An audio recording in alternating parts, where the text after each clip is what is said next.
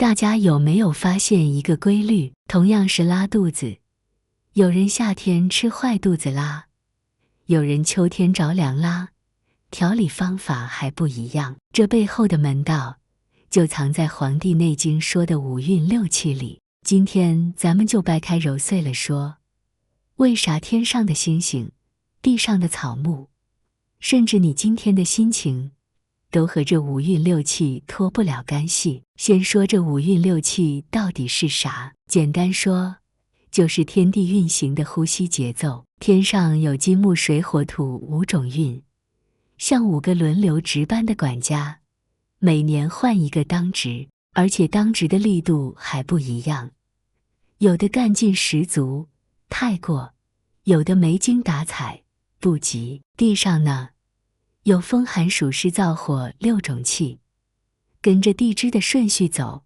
，6年一个循环。这5运和6气加起来，就像给地球定了个万年历。咱们的身体、草木的生长，全照着这个日历来。就说这5运的循环吧，不是简单的一年换一个，里面讲究多着呢。甲年和己年都是土运当值，但甲年的土气就像个壮汉，力气大的没处使，南方可能动不动就下暴雨，河里的水涨得老高，连干涸的池塘都能冒出鱼来。可到了几年，土气就蔫了，就算到了雨季，也只下几滴象征性的雨，地里的庄稼都渴得耷拉脑袋。这就是太过和不及的区别。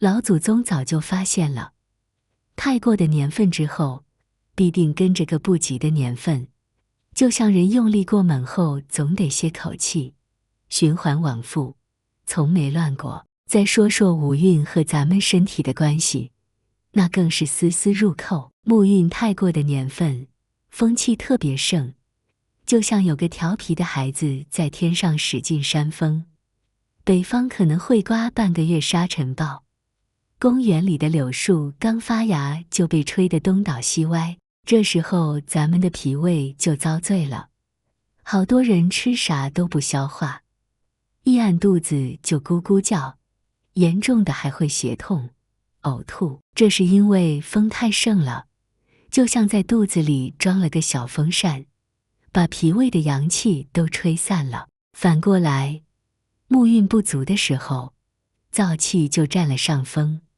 春天里桃花开得稀稀拉拉，比往年晚1个月都不稀奇。这时候咱们的肝就容易憋屈，两肋胀得慌，眼睛干得像进了沙子。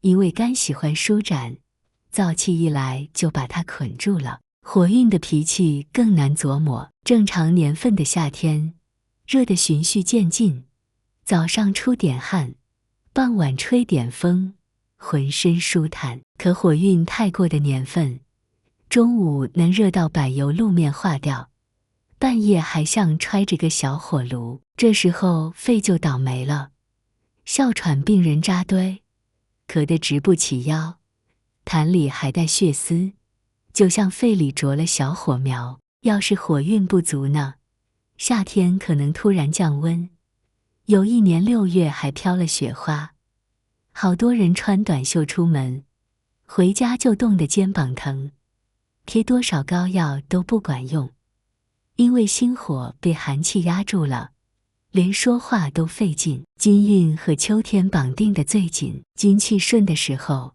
秋天秋高气爽，树叶黄得金灿灿的，人也神清气爽。可金气太旺就成了肃杀之气，树叶刷刷往下掉，连松柏都没精神。这时候肝就受委屈了，眼睛疼，看东西模模糊糊，耳朵里总像有蚊子叫。我邻居大爷那年就犯这毛病，后来每天早上对着太阳练虚自觉，2月才好。这就是用肝气对抗过盛的金气。水运的影响藏得最深。冬天本来该冷，但水运太过的年份，冷得能冻裂石头。有年冬天，我家鱼缸加热棒坏了一夜，鱼都冻成冰块了。那阵子医院心血管科忙坏了，好多老人早上起来突然说不出话，因为寒气太盛，像在血管里撒了把冰碴子，能不堵吗？反过来，水运不足的时候，冬天可能连场正经雪都下不了，地里的小麦盖不上雪被子，开春就长不好。人呢，总觉得腰沉得像挂了块石头，上楼梯都费劲，这是肾气被湿气压住了。有人可能会问，这些和天上的星星有啥关系？老祖宗早就发现了，